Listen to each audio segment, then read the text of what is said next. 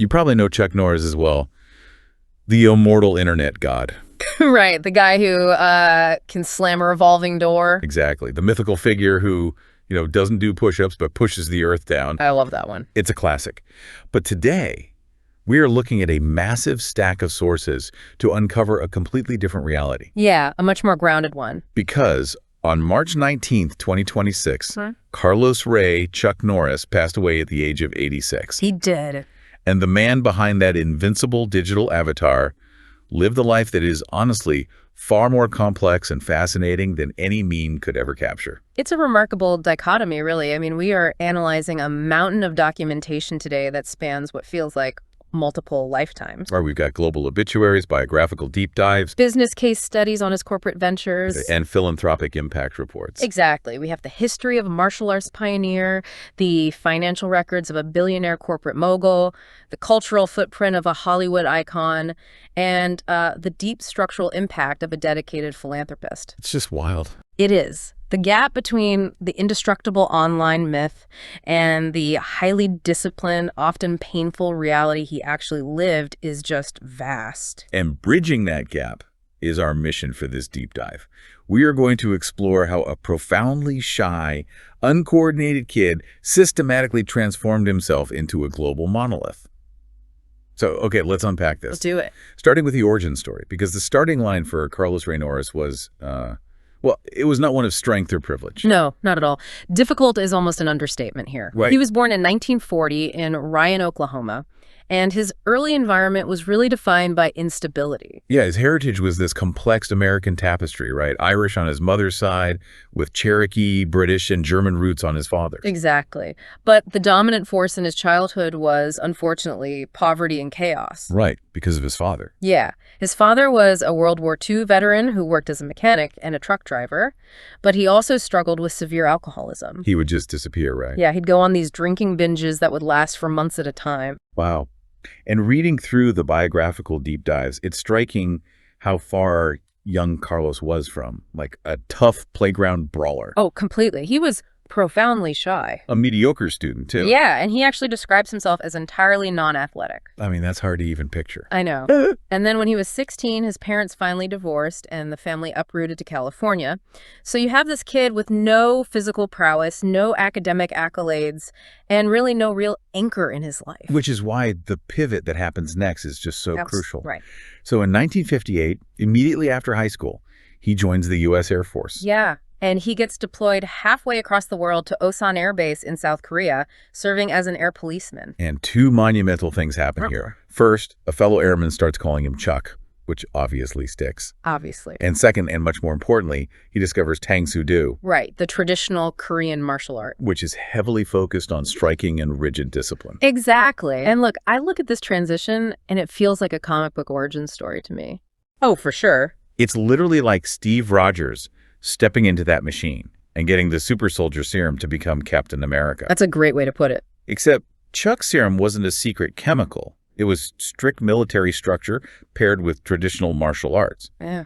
But I have to push back a little here. Okay. Because it feels like we skip a step in the mythology. How exactly does someone wire their brain to go from completely uncoordinated, failing at high school sports, to a world-class martial artist? Right. You don't just magically become coordinated because you put on a uniform. Exactly. Well, what's fascinating here is the underlying psychology of structure. Okay. Think about the utter chaos of his early life. You know, an alcoholic father, constant poverty, moving across the country. It's constant instability. Right. His brain was essentially wired for survival in an unpredictable environment, which, often manifests as profound shyness and physical hesitation. That makes total sense. Yeah. You're just trying to not be noticed. Exactly. So the military provided a strict, undeniable external framework that his childhood completely lacked. The boundaries were finally clear. Yes. And Tang Soo Do wasn't just about learning how to throw a punch, it was a cognitive restructuring for him. Wow. He learned the specific mechanics of mastery. Repetition, incremental progress, and delayed gratification. He basically learned how to learn. And once he unlocked that mechanism, he never shut it off. Never. I mean, he didn't just learn one style. He eventually achieved a 10th degree black belt in his own system. Right. He earned an 8th degree in Taekwondo, which the sources note was a historic achievement for a Westerner. It was huge. And later in life, he even earned a third-degree black belt in Brazilian Jiu-Jitsu under the legendary Machado family. Yeah, and that is a completely different grappling discipline. That requires starting from the bottom all over again. Which just shows his lack of ego when it came to learning. Absolutely. The dojo really became his laboratory. By 1968, he's winning the professional middleweight karate championship. And in 1969, he achieves karate's rare triple crown for the most tournament victories in a single year. Unbelievable. He eventually retired undefeated as a champion. He took that chaotic, uncoordinated kid and systematically forged him into a weapon of precision. But those trophies were really just the first act. Yeah. Because that newly forged physical and mental mastery is what eventually brings Hollywood's absolute elite knocking on his dojo door. Right, because when he returned to California, he didn't just compete. He opened a chain of over 30 karate schools. 30 schools. And those schools became the nexus point for his entry into pop culture. They really did, because he wasn't just teaching, neighborhood kids at that point. No, his student roster was basically a who's who of the era. Priscilla Presley, Bob Barker, the Osmonds. And most crucially, Steve McQueen.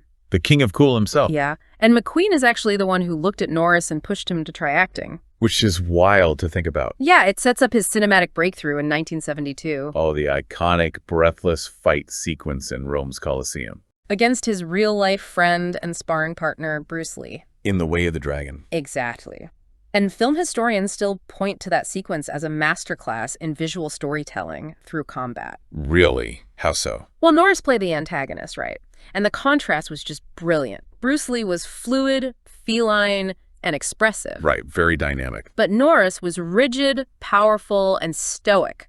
That physical juxtaposition established Norris instantly as this credible, terrifying cinematic force. And that force became the total foundation of 1980s action cinema. He basically becomes the flagship star for Cannon films. He did. But, I want to pause on his missing action films for a second. Sure. He plays Colonel James Braddock, rescuing POWs in Vietnam. Mm-hmm. And on the surface, it just looks like standard 80s explosive action fare. Right. Helicopters and explosions. Yeah. But the biographies note this was actually a deeply personal tribute. His younger brother, Wieland, was killed in action in Vietnam in 1970. Yeah, that's a really important detail. The underlying grief grounded his performances. It wasn't just a movie for him? No, he wasn't just playing a soldier.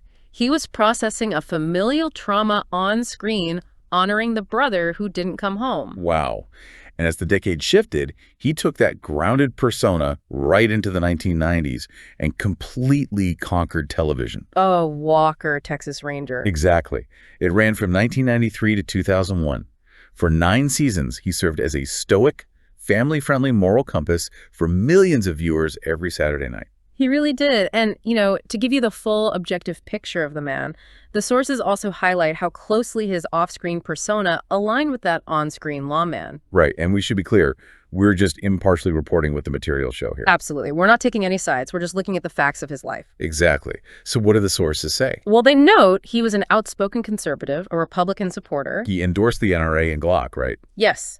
And he authored political books and columns. He projected a very specific traditional American worldview. He was also a devout Christian. He was, and he wove those religious convictions deeply into his public platform. So that was his worldview, and he projected it with the same consistency he brought to his martial arts. Exactly. There was zero daylight between the character of Cordell Walker and the public persona of Chuck Norris. He offered his audience absolute transparency regarding his personal beliefs, which cemented a deep, unwavering loyalty among his fan base. But here's where it gets really interesting, though. Okay. If you look critically at his acting, he wasn't exactly doing Shakespeare. No, he wasn't. I mean, we have to ask, was his massive box office success actually due to raw acting talent, or was he just the perfect physical monument for that specific era? That's a great question. Because to me, his 1980s film persona was essentially an emotional anchor for the audience. I compare him to, like, a human Mount Rushmore with a beard. I love that. Immovable, uniquely American. While other actors were trying to be complex weather vanes, constantly shifting with the artistic wind, Norris was the lighthouse. Right. Audiences didn't watch him to see a character evolve. They watched him to feel safe. Yeah, and if we connect this to the bigger picture, you have to look at the psychological appetite of audiences in the 1980s and 90s. Right, the cultural context. Exactly. This was the late Cold War era, transitioning into the complexities of the 90s. People intensely craved black and white moral clarity. They wanted to know who the good guy was. And exactly who the bad guy was. Norris didn't need to be a chameleon-like method actor disappearing into morally gray, complex roles. No. His job, and really his genius, was to successfully sell the idea that absolute justice exists. And that it is delivered with a swift roundhouse kick. Exactly. He was the physical embodiment of a moral absolute. But while that physical screen presence completely defined the late 20th century, a completely different medium was about to, hijack his persona. Oh yeah, the internet was waking up. And it was about to turn him into a literal deity for the 21st century. The dawn of the Chuck Norris facts phenomenon. Yes. Yeah. Starts in 2005. Right. A college student named Ian Spector creates a meme generator on the Something Awful forums. And it just explodes across early internet culture. It really did. And these weren't actual biographical facts. No, not at all. They were absurd, surreal, hyperbolic claims about his toughness. Things like, Chuck Norris doesn't wear a watch. He decides what time it is. Or Chuck Norris once threw a grenade and killed 50 people. It exploded. Exactly. Or the famous one about Mount Rushmore. Oh, that they tried to carve his face into the mountain, but the granite wasn't hard enough for his beard. It's just brilliant. But initially, his reaction was highly protective, wasn't it? It was. In 2007, he actually sued the publisher, Penguin USA, over a book compiling these facts. Really? Yeah, arguing trademark infringement and unjust enrichment. Which is honestly a completely natural reaction. Totally. I mean, imagine if millions of people suddenly started circulating bizarre, exaggerated jokes about you online. Most of us would get defensive. Of course. But his true brilliance is what happens next. Yeah. Because he completely pivots. He does. He realizes the sheer cultural power of this meme. Yeah. He drops the lawsuit, sets his ego aside, and leans all the way in. Yep. By 2009, he actually publishes the official Chuck Norris fact book. He monetized it. He did. And the pinnacle of this embrace is actually his final film role, releasing in late 2026, called Zombie Plane. Oh my goodness, yes. Where he plays a hyper-exaggerated version of himself, Commander Chuck Norris, who trains Vanilla Ice to fight zombies. It's so self-aware. He fundamentally understood that fighting internet culture is a losing battle. Right. By embracing the joke, he absorbed its energy. But I have to ask, why him? What do you mean? Well, why didn't Sylvester Stallone or Arnold Schwarzenegger or Jean-Claude Van Damme become this specific type of internet god? Yeah. What was the secret sauce that made Norris the chosen one of the early internet? Well, this raises an important question about the mechanics of millennial and Gen Z humor, Okay. which is heavily steeped in irony. Stallone and Schwarzenegger were already kind of in on the joke. True. They were winking at the camera. Right. They played larger than life, sometimes campy characters with catchy one-liners. But Norris, his on-screen persona was characterized by extreme, unwavering earnestness. He was dead serious at all times. Exactly. And the internet loves to take something completely sincere and inject it with surreal hyperbole. That makes total sense. His absolute earnestness made him the perfect blank canvas for internet irony. He mastered the digital age by securing relevance with entire generations who had never even seen a single episode of Walker, Texas Ranger. It was just brilliant marketing, even if it was accidental at first. So he masters the digital age by leaning into the meme. But cultural capital doesn't automatically equal cash. No, it doesn't. How does an aging action star actually monetize internet irony? Because he wasn't just sitting back on his Texas ranch laughing at jokes. He built a surprising, massive, real-world empire. A highly lucrative, multifaceted empire. Yeah. The most visible component, of course, was his partnership with Christy Brinkley for the Total Gym infomercials. Yes. The business case studies show those campaigns generated over $1 billion in sales. It's staggering. Billion with a B. How does a piece of home exercise equipment hit $1 billion? It really comes down to the mechanics of trust and repetition. Okay. Those infomercials ran constantly on late-night television for decades. Norris was already established as an icon of discipline and physical longevity. Right. When he looked into the camera and said a product worked, the audience believed him because his entire persona was built on authenticity and strength. It was the perfect marriage of spokesperson and product. It really was. And he didn't stop at fitness equipment. No, he did not. He and his second wife, Gina, ventured into the beverage industry by founding C-Force Bottling Company. Right. They literally discovered an Ice Age artesian aquifer on their lone wolf ranch in Navasota, Texas. Which is incredible timing. Seriously. And for those unfamiliar, an artesian aquifer is essentially a deeply confined underground water source. It's under so much natural pressure it flows to the surface without needing a pump. And they didn't just bottle their own water there. They built a massive 43,000 square foot co-packing facility on the ranch. And a co-packing facility basically means they built a giant manufacturing hub that other beverage companies pay to use to bottle their own products. Exactly. He didn't just sell water. He became the landlord of liquid for other brands. That's so smart. And he also built a formidable family dynasty in Hollywood. He did. The biographical records show his brother Aaron directed many of his iconic films and television episodes. Right, keeping it in the family. His sons, Mike and Eric, entered the industry as actors, stuntmen, and directors. And Eric even parlayed his drive into becoming a NASCAR Winston West Series champion. The overarching theme of his life, which is relentless discipline, clearly permeated his family structure. Absolutely. But perhaps the most defining element of his legacy, moving beyond entertainment and business, is his philanthropy and personal philosophy. Right, because he took everything he learned from Tang Soo Do and Brazilian Jiu-Jitsu and founded his own martial art. The Chuck Norris system. Originally called Chun Kuk Do. And this wasn't just a syllabus of punches and kicks. It is built on a strict 12-point code of ethics. Yes. And in 1990, alongside President George H.W. Bush, he utilized this philosophy to launch Kickstart Kids. And this program is a masterclass in structural intervention. How so? Well, instead of just opening after-school dojos where kids might not show up, Kickstart Kids integrates martial arts directly into middle and high school physical education curriculums. Oh, that's brilliant. It replaces standard gym class with character building, self-esteem development, and a strict framework designed specifically to keep kids out of gangs. Wow. And the impact reports show it has reached over 120,000 students in Texas alone. Integrating it directly into the school day ensures the kids who need the structure the most to actually get it. Exactly. So what does this all mean? Look at the ultimate irony here. The internet knows Chuck Norris as a chaotic force of pure, unchecked destruction. You know, a guy who throws a grenade and kills 50 people before it even explodes. Right. But his actual real-life legacy, his life's work, is about strict discipline, drinking pure alkaline water, and keeping middle schoolers out of trouble. It is the ultimate dichotomy. The myth the internet built is entirely about superhuman violence and impossible physical dominance. But the man himself was entirely focused on human development. Yeah. If you look at the actual tenets of his 12-point code, they aren't about destroying your enemies. What are they about? They include mandates like, I will look for the good in all people and make them feel worthwhile. Wow. And if I have nothing good to say about a person, I will say nothing. That's powerful. His true legacy isn't the roundhouse kick.